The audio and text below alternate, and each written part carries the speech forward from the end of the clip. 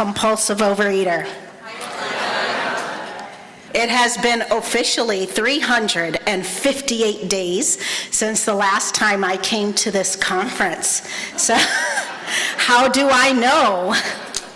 I was a student in CPE 358 days ago when my supervisor said, I want you to go to an open 12-step meeting, and I want you to check out what that's all about.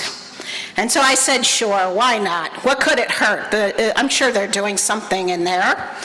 And I went to the meeting, and you all were there, and you were having a 12-step meeting. And I sat there, and I listened, and I went home, and I said to my spouse, how come those people are talking about me? They knew all my secrets. They were telling all my stories. What is happening right now? So then I said, I better go back. So the next day, September 28th, I came back. I sat in that circle. And when it went around and introduced people for the first time in my life, I said, my name is Yolanda D., and I'm a compulsive overeater.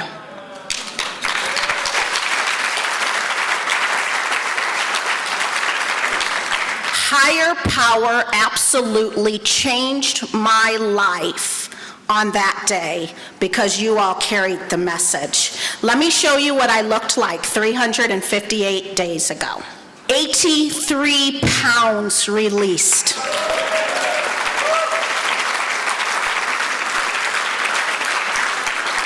But let me tell you, we are all here because we want to know how faith and addiction intersects.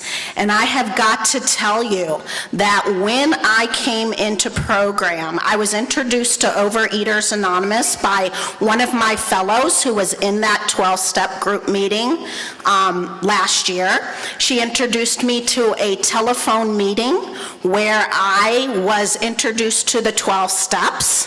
I got a sponsor who told me that I needed to get into relationship with higher power and I needed to work the 12 steps like my hair was on fire. Who knows about that?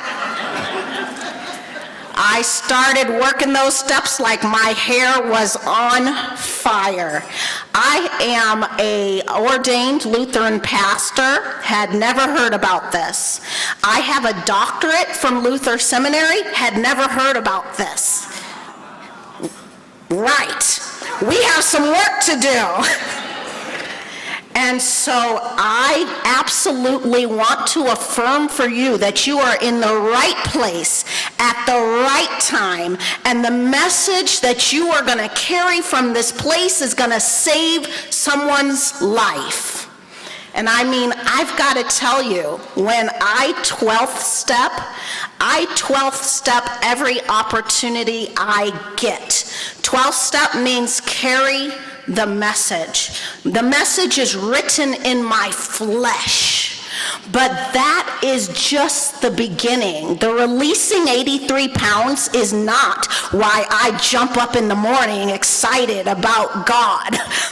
Why I'm excited is that I have gained a happy, joyous, and free life.